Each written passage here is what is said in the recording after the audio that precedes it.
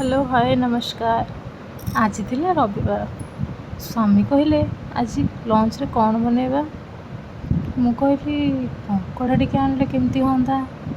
तापर स्वामी गले आउ मार्केट रू कंकड़ा नहीं के आसले।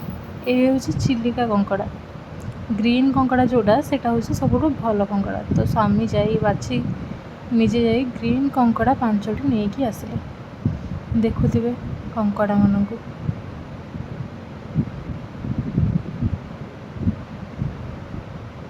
कंकड़ा केमिति भांगिबा तांकर मोर चलीछि बाटे। मते तो डर किंतु मु कंकड़ा भांगी पारे। किंतु कंकड़ा माने जेहेतु बंचिचंदी तांको भांगीबाटा बड़ कष्ट। आज बहुत सारा लोक अछंती कंकड़ाटा को फास्ट सिझे दउचंती तापरे से मरिगला परे भांगुचंती। सेटा एक्चुअली भल किंतु सेटा सिझे देला परे तार टेस्ट न थाए। से कंचारे कंकड़ाटा बंचिकी थी से आम भांगिकी जब रोषे करा ताहले कंकड़ार टेस्ट गोटे अलग प्रकार। एबे वर्तमान आम स्वामी स्त्री मिसी कंकड़ा भांगार लगी।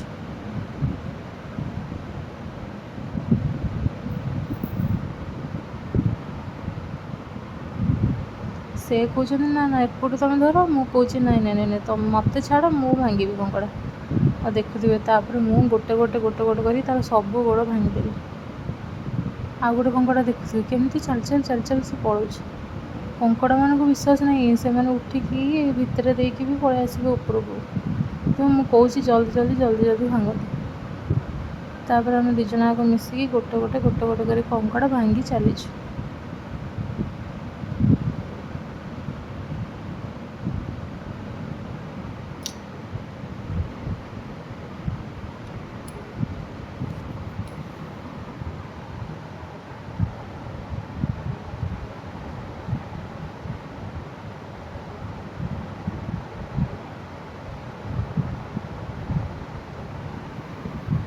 देखो से कंकड़ाटा बहुत चालाक।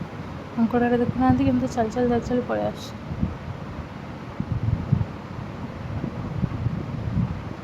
एक्चुअली आप कंकड़ा देखिए आने पूर्व फास्ट देखिए से माई कंकड़ा कि कौन।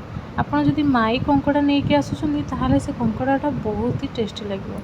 आपड़ जब भी कंकड़ा आने को जी फास्ट कहे कि नाई आमको माई कंकड़ा ही दरकार जोड़ा आम फिमेल कंकड़ा कहे। मेल कंकड़ाटा फिमेलटा जोड़ा से साइज टे छोट थी किंतु ता भितर जो इट आखिर कंकड़ार गोटे इट थाए से इटटा जो कंकड़ा माई कंकड़ा टी बेसी थाए सेटा हूँ बहुत भल टेस्ट लगे कंकड़ार एक्चुअली।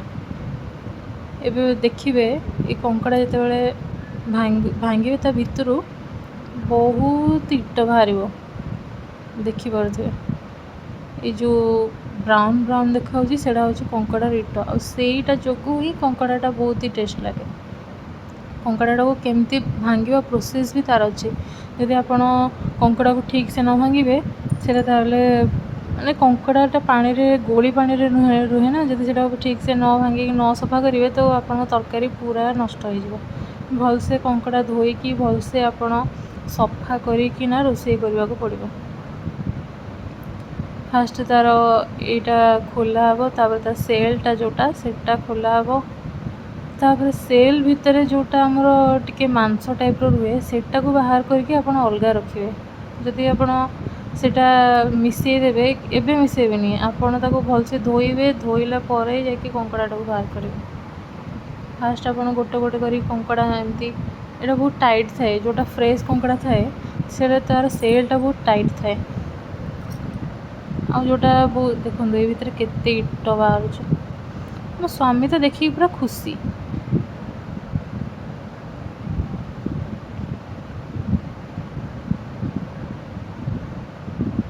मुझे कंकड़ार गोड़ मान को भांगुची तापर कंकड़ार दी देखिए से सेलटा ओपन गला दी साइड रे देखिए एमती जोड़ाक थी से बाहर करदे। यहाँ देखो यहाँ पूरा ता सेल ऑटोमेटिक सफा होगा। कंकड़ाटा को सेलटा को फास्ट भलसे धोइबे तापर तार इट गुड़ाक एमती बाहर करेंगे। बाहर करना आप अलग रखिए सब जाक जब एकाथरे मिसेदेवे ना तरकारी टेस्ट पूरा पूरा बेकार हो पानी गुड़ाक तार जो नष्ट हो गला कुछ टेस्ट लगे। ये सब आम कंकड़ा बर्तमान सफा करके बर्तमान धुआधुई करदेचु। ଏଇଟା ହେଉଛି ତାର ଇଟ ଯେଉଁଟା ମୁଁ ଅଲଗା ବାହାର କରି ରଖିଛି। ତାପରେ ଆମେ ଗ୍ୟାସ୍ ଲଗାଇବା, କଡ଼େଇ ବସାଇବା। ସୋରିଷ ତେଲରେ କଙ୍କଡ଼ା ଭାଜିଲେ ତାର ସବୁ ନନଭେଜ୍ ଆପଣ ସୋରିଷ ତେଲରେ କରିବାକୁ ଚେଷ୍ଟା କରିବେ। ସୋରିଷ ତେଲ ପକାଇକି ତେଲ ଗରମ ହେଲା ପରେ ତାପରେ କଙ୍କଡ଼ା ସବୁ ଦେଖନ୍ତୁ, କଙ୍କଡ଼ା ବି ବର୍ତ୍ତମାନ ବି ବଞ୍ଚିକି ଅଛନ୍ତି, ଦେଖିପାରୁଥିବେ। କଙ୍କଡ଼ା ସେତେ ଯାଏ ମାନେ ସେତେ ଟାଇମ୍ ଯାଏ ମରେନି, ତା ଗୋଡ଼ଟା ଭଙ୍ଗା ହେଲେ ବି ତା ଗୋଡ଼ରେ ବର୍ତ୍ତମାନ ଜୀବନ ଅଛି। ସେଟା ଭଲସେ ଭଜା ହେଲା ପରେ ଯାଇକି ସେ ପୁରା ଠିକ୍ସେ ରୁହେ। ବର୍ତ୍ତମାନ ଆମେ କଙ୍କଡ଼ାଟାକୁ ଭଲସେ ଲୁଣ ଟିକେ ହଳଦୀ ଟିକେ ଦେଇକି ପ୍ରଥମେ ଆମେ ତାକୁ ଭଲସେ କଷିବା, ଯେତେ ପର୍ଯ୍ୟନ୍ତ ତା ଭିତରୁ ପାଣି ନ ମାରିକି ମରିଛି। ତାପରେ ବର୍ତ୍ତମାନ ଆମେ ଆଉ ଗୋଟେ କଡ଼େଇ ବସିକି ଆଳୁ ବର୍ତ୍ତମାନ କାଟିକି ତାକୁ ଭାଜିବା ପାଇଁ ଅଲଗା ବସାଇଦେବା। ତାପରେ ଆମେ ଭାତ ବସାଇବା। 2 କପ୍ ଚାଉଳରେ ଆମେ 4 କପ୍ ପାଣି ନେଇକି ରାଇସ୍ କୁକର୍ରେ ଭାତ ବସାଇଦେଲେ ସେ ଅଟୋମେଟିକ୍ ହେଇଯିବ। ତ ମୁଁ ଭାତ କରିବା ପାଇଁ କିଛି ଏତେ ଝିଞ୍ଝଟ ନାହିଁ, ଭାତ ଗାଳା ହେବ ଇଏ ସିଏ କିଛି ବି। ଆମେ ବର୍ତ୍ତମାନ ତାକୁ 4 କପ୍ ପାଣି ଦେଇକି ବସାଇଦେବା। କଙ୍କଡ଼ା ତରକାରୀ ହେଲା ଭିତରେ ସେ ଭାତ ଅଟୋମେଟିକ୍ ସେଥିରେ ହେଇଯାଇଥିବ, ତ ଆପଣଙ୍କୁ କିଛି ବି କଷ୍ଟ କରିବାକୁ ପଡ଼ିବନି। ବର୍ତ୍ତମାନ ଆମ କଙ୍କଡ଼ାଟା କଷି ହେଇ ଆସିଲାଣି। ଆମେ ତାକୁ ହାଇ ଫ୍ଲେମ୍ରେ ଆକ୍ଚୁଆଲି କଷିବେ, କ'ଣ ମାନେ କଙ୍କଡ଼ାର ଯେଉଁ ପାଣିଟା ସେଇଟା ବାହାରି ପଡ଼ିଲେ ତାର ଗୋଟେ ଟେଷ୍ଟ ଲାଗେ। ବର୍ତ୍ତମାନ କଙ୍କଡ଼ା କଷି ହେଇଗଲାଣି, ଦେଖିପାରୁଥିବେ କଲର୍ ପୁରା ଚେଞ୍ଜ, ଆମର ଅରେଞ୍ଜ କଲର୍ ହେଇଗଲାଣି। ସେତେବେଳେ ଜାଣିବେ କଙ୍କଡ଼ାଟା କଷି ହେଇଯାଇଛି। ତେଣୁ ମୁଁ ଏଠି ପିଆଜ ଟମାଟୋ ସବୁ କାଟିକି ଅଲରେଡ଼ି ଆଗରୁ ରଖିଦେଇଥିଲି। ବର୍ତ୍ତମାନ ସେ କଡ଼େଇରେ ତେଲ ଗରମ କରିକି ଆମେ ଟିକେ ଗୋଟା ମସଲା ପକାଇବା। ଆମର ଗୋଲମରିଚ, ଲବଙ୍ଗ ଟିକେ, ଆଉ ସେ କି ଫୁଲ ମୁଁ ସେଇଟା ଠିକ୍ସେ ଆକ୍ଚୁଆଲି ଜାଣିନି, ଯାହା ବି ସେ ଫୁଲ ଆଉ ଡାଲଚିନି ଏମିତି ଗୋଟା ମସଲା ଟିକେ ଟିକେ ପକାଇଦେବେ। ତାପରେ ଜିରା ମନେ ପକାଇବେ। ଜିରା ଟିକେ ପକାଇ ସାରିଲା ପରେ, ଜିରା ଫୁଟି ସାରିଲା ପରେ ତାପରେ ପିଆଜ ପକାଇବା।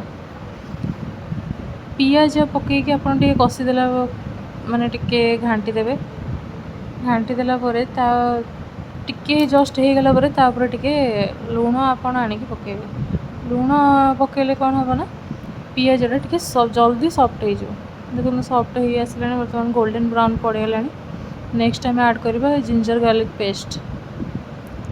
ଜିଞ୍ଜର ଗାର୍ଲିକ୍ ପେଷ୍ଟ ବି ମୁଁ ସବୁବେଳେ ଅଧିକ କରିକିନା ଫ୍ରିଜ୍ରେ ରଖିଦିଏ, ଯେଉଁଟା ଇନଷ୍ଟାଣ୍ଟ ବନାଇବା ପାଇଁ ଆଉ ବେଶୀ ପରିଶ୍ରମ କରିବାକୁ ପଡ଼େନି। ଆପଣ ଚାହିଁଲେ ବି ସେଇଟା 7 ଦିନ ଯାଏଁ ରଖିପାରିବେ ଫ୍ରିଜ୍ରେ। ତାପରେ ଆମେ ଏଠି ଟମାଟୋ ଗ୍ରାଇଣ୍ଡିଙ୍ଗ କରିବା। ଆମର ଯେଉଁ ତରକାରୀର ଜୁସ୍ଟା ପାଇଁ ଟମାଟୋ ଗୋଟା ପକାଇଲେ ଚଳିବ, ମୁଁ କିନ୍ତୁ ସବୁବେଳେ ଗ୍ରାଇଣ୍ଡିଙ୍ଗ କରିକି ପକାଇଲେ ତା ଜୁସ୍ଟା ଆକ୍ଚୁଆଲି ଟିକେ ବହଳିଆ ହୁଏ। ଅଳ୍ପ ଟମାଟୋ ଅଳ୍ପ ପିଆଜ ଆପଣ ପକାଇଦେବେ, ତାପରେ ଗ୍ରାଇଣ୍ଡିଙ୍ଗ କରିଦେବେ। ମସଲାଟା ବି ଅଦା ରସୁଣ ପେଷ୍ଟ ବି କଷିକି ଆସିଲାଣି। ତାପରେ ଆମେ ଟମାଟୋ ପ୍ୟୁରି ଦେଇଦେବା। ଟମାଟୋ ପକାଇକି ବର୍ତ୍ତମାନ ଟିକେ ଘାଣ୍ଟି ଦେବା। ଟମାଟୋ ପକାଇକି ଟିକେ କଷିଦେଲା ପରେ ତାପରେ ଦେଖିବେ ଆପଣ ଟିକେ ସମୟ ପରେ ତେଲ ଯେତେବେଳେ ଟିକେ ଛାଡ଼ି ଛାଡ଼ି ଆସିବ, ସେତେବେଳେ ଆପଣ ସବୁ ମସଲା ଆଡ଼୍ କରିବେ। ହଳଦୀ ଗୁଣ୍ଡ, କଶ୍ମୀରୀ ଚିଲି,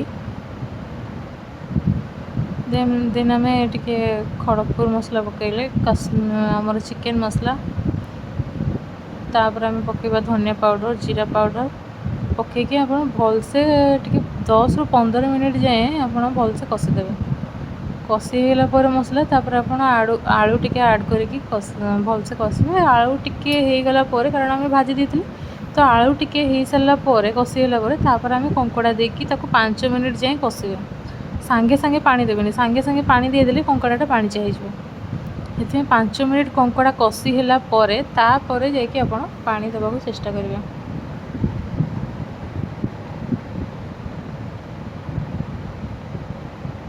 ବର୍ତ୍ତମାନ ପାଣି ମୁଁ ଦେଇଛି, ଆଉ ବର୍ତ୍ତମାନ ଦେଖିପାରୁଥିବେ କଙ୍କଡ଼ା ଫୁଟି ଆସିଲାଣି।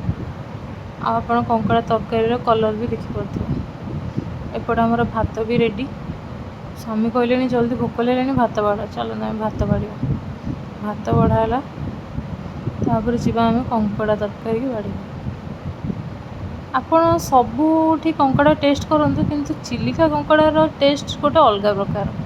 ଥରେ ନିହାତି ଆପଣ ଟ୍ରାଏ କରନ୍ତୁ।